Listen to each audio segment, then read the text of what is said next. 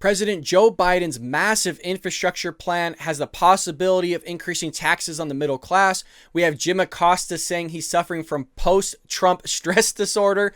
And we have an opinion piece from The Guardian that says any racial disparities is automatically racism. And I have a lot to say about that.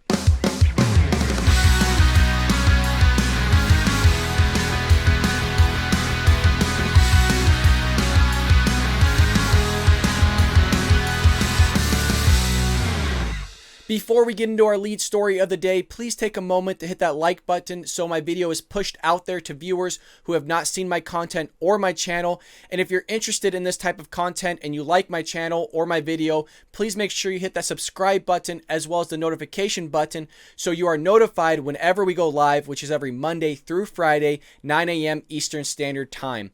And for our lead story of the day, it comes from our friends over at Blaze Media. It is written by the man, the myth, the legend. Yes, you said it correctly, Phil Shiver. And he titles it, Biden's Energy Secretary Doesn't Deny Tax Hikes to Pay for Massive Infrastructure Plan, which will hit the middle class hard. Phil says Secretary of Energy Jennifer Granholm didn't deny claims over the weekend that tax hikes associated with the Biden administration's more than $2 trillion infrastructure plan could have a ruinous effect on the middle-class Americans. During an interview on Sunday, CNN host Jake Tapper confronted the energy secretary on the issue, citing concerns among Republicans and moderate congressional Democrats about the economic impact of raising taxes. Let's go ahead and see this clip. We are hearing concerns from Republicans, even Republicans who want and like roads and bridges, about the tax increases being proposed to pay for this package. The corporate tax rate, the proposal is to raise it from 21% to 28%. The U.S. Chamber of Commerce called that dangerously misguided. The Wall Street Journal editorial board wrote this week, quote, the great political fakery here is that corporate taxes merely fall on CEOs and rich shareholders. Mr. Biden's corporate tax increases will hit the middle class hard in the value of their 401ks, the size of their pay packets, and what they pay for goods and services. I should point out, it's not just conservatives like the Chamber and the Journal editorial page. There are more moderate congressional Democrats who are worried that raising these taxes will hinder economic growth and ultimately hurt middle-class Americans. Okay, 2 points on this, Jake. You recall that just a few years ago, the tax rate for corporate taxes was 35%. And when Donald Trump passed his corporate and tax cuts for the wealthy package, he dropped it to a point that nobody was even asking for, which was 21%. So what Joe Biden is saying is, let's put it to a reasonable middle. Let's put us in line with other industrial nations, which is of 28%. And secondly, if you don't like this, then come and tell us how you would pay for it. I'm, you know, of the polling that's been done out there on this, more people support paying for infrastructure rather than racking up deficits than not. And that includes Republicans. People know that you can't just continue to spend without paying for it. And so what Joe Biden wants to do is to do it in a fair way. So there's a couple things I want to point out about what she said. The first one is she said that Republicans and conservatives are on board for an infrastructure plan. And she's absolutely right. We are on board for an infrastructure plan, just not your crazy ass infrastructure plan. The infrastructure plan that we want is going to repair our roads, bridges, and railways. We don't want all this other stuff that's thrown into the pot that I call the leftist wish list, where you're throwing in affordable housing, you're throwing in like daycare expenses, you're trying to nationalize paid leave, you're trying to pay for community college, you're throwing in all this other stuff where we want it actually to belong to the infrastructure of the country, not all this other stuff. Now, it was clear today, listening to Jen Psaki's press conference, where somebody kind of navigated through the infrastructure plan with her and said, well, this isn't really infrastructure, the stuff that you're throwing in here. And she said, well, it might not be your idea of infrastructure, but it's Joe Biden's idea of infrastructure. And really what she's saying is it's the leftist idea of infrastructure. We're going to spend all the money we want on this bad boy, and there's nothing you can do about it. And we're going to push it through even if Republicans don't want it. But, you know, she also says here, well, how are you going to pay for it? And that's exactly what we're talking about. How the hell are you going to pay for it? And it makes sense that you're going to have to increase taxes because that's what you're going to do. And they're increasing taxes on the corporates from 21% to 28%. And I love how she says, oh, well, we're going to do like a middle ground here. You know, oh, well, it was 35% in such and such a year during the Trump administration, but we're going to call it kind of middle ground, call it even at 28%. And she also goes, well, Trump lowered it to 21% and nobody was even asking for it. Well, just because nobody was asking for it doesn't mean it wasn't a really good idea. And you increasing it, nobody's asking for that, and that's a really bad idea. So it's just all stupid what you're doing. But there was some clarity in what the Joe Biden administration is going to do, is that originally they said it was going to be also a tax increase on anybody making more than $400,000 a year. And then they kind of flip-flopped on it and said, oh, it's only $400,000 a year on individuals that are combined, meaning if you're making $200,000 a year and your spouse is making $200,000 a year, you have a total of $400,000 a year combined, thus you're getting taxed, which in reality meant that individual people who are making more than $200,000 a year would have a tax increase. Now they flopped back to the original statement today where they say, no, it is definitely anybody making more than $400,000 a year, which still isn't good. But I want to be clear on the reporting that they are flip-flopping back and forth. It's not just me reporting on this stuff. I'm flip-flopping back with them or flip-flopping. It is now, at least what they're saying, $400,000 on each individual that's going to have a tax increase on them.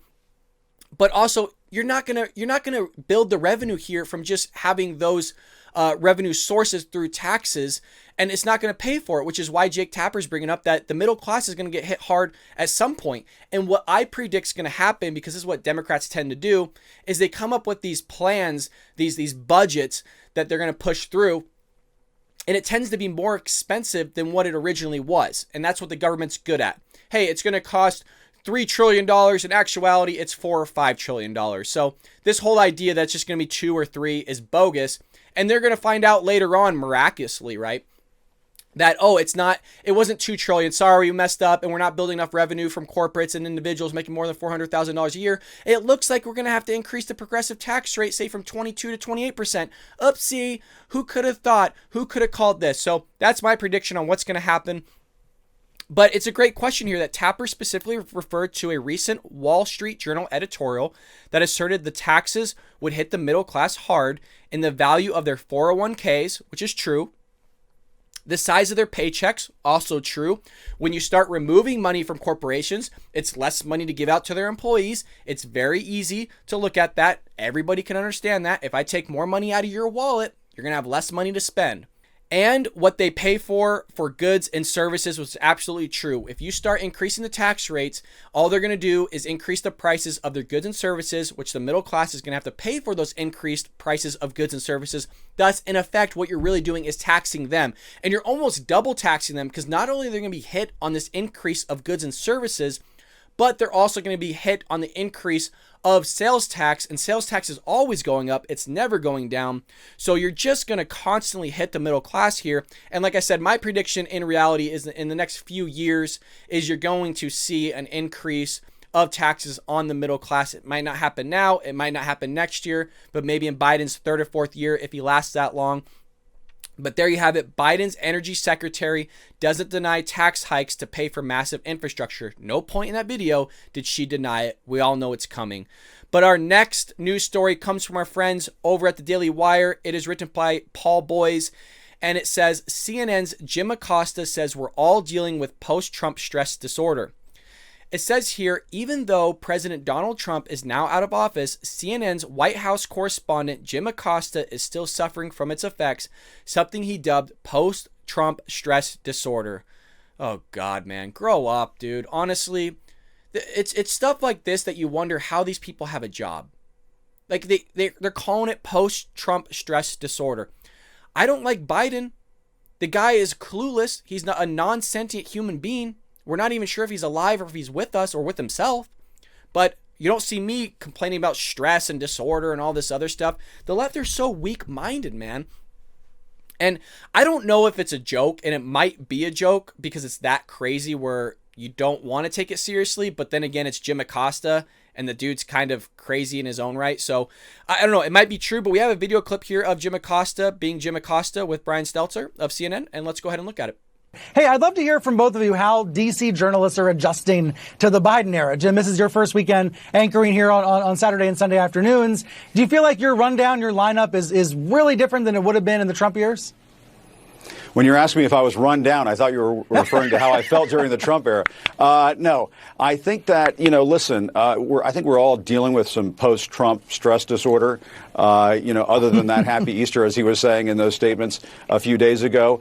In reality, all what this segment is for is to bring Trump back into the narrative because CNN is losing views tremendously. Whereas you have Fox News and other conservative news outlets, they're increasing in their views, and so they need any way to bring in Trump so that their listeners will listen because people love hearing about Trump. And so they have to bring him back in some way, shape, or form because they are losing views. There are YouTube shows that get more views than what CNN is getting. Nickelodeon Nick at Night gets more views than CNN. And so again, that's the only way that they're going to get views is throwing Trump back in it. And this isn't the first time we heard about post-Trump stress disorder. It's something silly that these reporters and journalists came up with. But, it wouldn't surprise me, honestly, if they have some sort of stress disorder because they're lunatics, man. They're silly. They say silly things. They do silly things. They ask silly questions that nobody cares about other than themselves. But there you have it. CNN trying to find any way to throw Trump back in the mix. And you have Jim Acosta here saying that he's suffering from post-Trump stress disorder. Sure you are, man. Grow up, dude. Jeez Louise. Our last news story of the day comes from The Guardian. It is an opinion piece written by Marcia de Cordova, and she titles it, "The Sewell Report on Racial Disparity is an Attempt to Erase Progress and Sow Division." Oh, we're going to love this one. From the moment Boris Johnson appointed Tony Sewell, who once said that the evidence for institutional racism was flimsy, to chair the Commission on Race and Ethnic Disparities, I sensed they might not be serious about tackling racial inequality. Oh, institutional racism is not just flimsy, but it's non-existent here in the United States. As far as I know, to my knowledge, there is no institutions out there that are going after African American men or women or anything of this sort. There's no law on the books that is targeting African Americans. Now, if there is, I'm right there to go with you. I'm not a fan of racism. I don't like racism. I think racism is evil. I can't be any more clear about it. But when you're constantly pushing a narrative out there that because there's racial inequalities, it must be racism, you're not building an environment that is conclusive or conducive to African American people living in an environment that is going to be successful for them, because they're going to be saying, what's the point on trying to be successful in life if there's constantly going to be people out there, institutions that are going to push me down? But they don't look at it in terms of that. They just want to keep pushing this whole narrative. But even the deepest cynic could not have anticipated that it would be so bad as to suggest that slavery was not only being about profit and suffering, but how culturally African people transform themselves, as he does in the foreword to the report. Reading this report a year into the pandemic that has disproportionately cost Black, Asian, and ethnic minority people their lives and livelihoods left me as a Black British woman feeling deeply insulted and distressed. So I don't know why we're throwing that in there, that the pandemic cost minorities disproportionately their lives. Are we saying the pandemic is racist? Or are we saying that the healthcare system's racist? I don't know why you would throw that in there. To me, that's a little weird. And also, you could see that she is kind of a race baiter, I would imagine, just me guessing again. This is my opinion on it. But when somebody says Black British woman, I don't know what your skin color has anything to do with you as a human being, as a person. And I comment on this all the time, that the left loves to throw race in there. Well, I'm not just a woman. I'm an African American woman.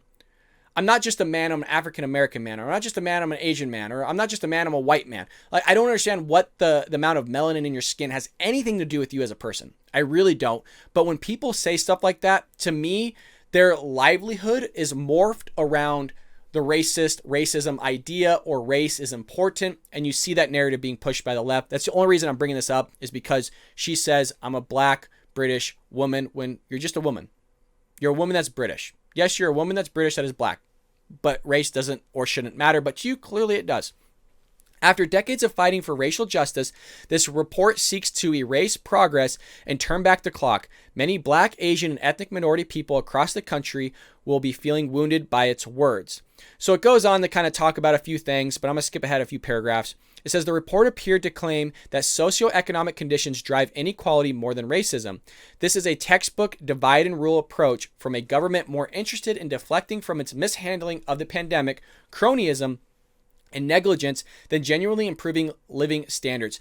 This is another main point. Conservatives don't think the government should control your lives. The government is not there to improve your living standards. You're there to improve your living standards. You're there to make individual decisions that aren't based about race, but based on you as an individual, your cognitive ability, your skills, to go out there and find a better job that can increase your living standards. It has nothing to do about race, but when you're constantly thinking the mishandling of the pandemic, cronyism, the negligence, blah, blah, blah, that the government isn't supporting you or doing some sort of thing for you, you're going to lead yourself to failure. You're never going to increase in society, or you're never going to go up the ranks in society, because you're constantly looking for somebody else to help you rather than you helping yourself.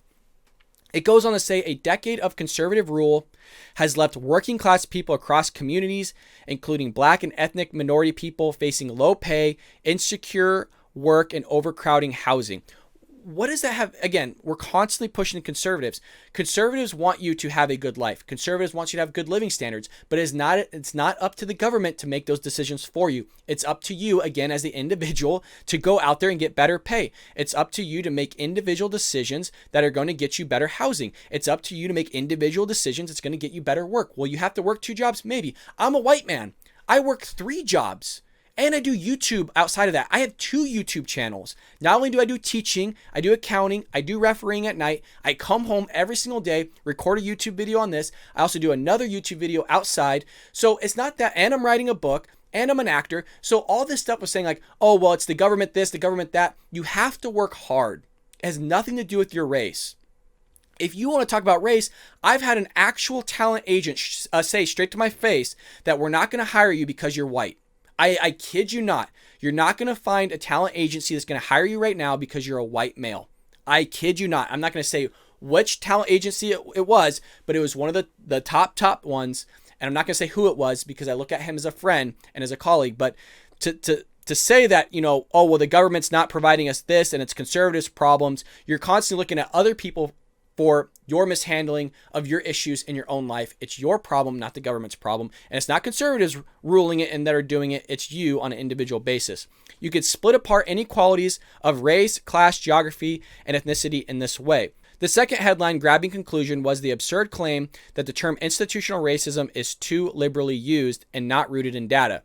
The race disparity unit established by Theresa May in 2016 clearly cites that Black people are 9 times more likely to be stopped and searched, more than 4 times more likely to die in childbirth, and 5 times more likely to be excluded from the school in some parts of the UK.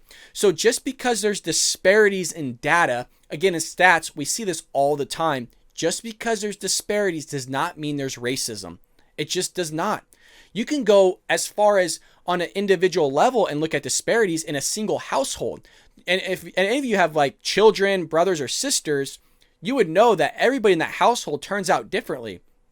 You have people that can go to an Ivy League school and be multimillionaires, and the other guy might be a serial killer. And you grew up in the same milieu, the same environment, and it has nothing to do with race. It has to do with your individual decisions. And I know I keep repeating myself, but it's so frustrating to constantly see people living their entire lives thinking that just because there's a disparity out there, that it automatically must be attributed to racism. It can't be attributed to anything else. But her citing clearly states that Black people are 9 times more likely to be stopped and searched. Maybe they're 9 times more likely to commit, or they commit some sort of crime. I don't want to say it's a crime because just because you being stopped and searched doesn't mean you committed a crime. But maybe you did something that led to a police officer pulling you over to be searched and stopped. I don't know, but you to automatically jump to a conclusion here that, oh, it has to do with racism, to me is silly, and it's not right, because you're diminishing the idea of racism and actual racists out there that are doing racist acts. And when you're constantly crying out racist, nobody's going to take you seriously. And maybe you're kind of seeing this here in the UK, where people aren't taking it seriously anymore. They're just tired of hearing the boy who cried wolf. The 1999 Macpherson Report stated that an institution such as laws, customs, and practices can be said to be racist if it is systematically reflects or reflected and produces racial inequalities in society. So any practices that produce racial inequalities is considered racist. That is their definition. That to me is mind-blowing. Then we're all racist. Because no matter what you do, you yourself on an individual basis, if you take a job from a black African American, I know I said black African American, but African American, then you yourself are racist because you created a racial disparity. You created a racial inequality because you took that job and he didn't. You got the job, he did not get the job. So at some point, either you're the racist, the employer's racist, the HR department's racist, somebody's racist in there because there is a disparity. They should have hired you both. Or you as a white person shouldn't have got the job. Or as an Asian person, you shouldn't have got the job. Or a Hispanic person shouldn't have got the job. Or whatever race you are in between, mix them around. You shouldn't have got the job because at some point it's going to create an inequality or a disparity. And that's where this whole thing falls apart. And they just blame conservatives for this. And they walk around every single day thinking that there's some nameless, faceless, shadowy figure out there that's trying to hold them down because of their race. And it's sad to see. And you have conservatives out there saying, look, we don't care about your race. We don't care about all that. Are there going to be disparities in stats, in mathematics, in data? Absolutely. You doing a simple poll about anything is going to show a disparity. You can always break things down to the core and have some sort of inequality within statistics, but you to constantly push this whole, well, it's racist because of the disparity narrative is just mind-blowing, and you're not building an environment and a culture that's going to create a mindset for African American people to think that they can be successful. And maybe that's one of the reasons why some people aren't being successful in school, because they're looking at, hey, well, what's the point? Why should I work hard if there's institutions out there that aren't going to get me a job? They're just going to keep me down. I'm not going to get in the school I want, all these other things. If you want to get in the school you want, you got to work hard. Get over a 4.0. Get a job also in high school. Do certain things that other people that aren't your race, if you want to talk about disparities or race or whatever, aren't doing. I didn't go to a good school. You don't see me complaining. You know, there's other, I'm sure, minorities that got jobs that I didn't. You don't see me complaining.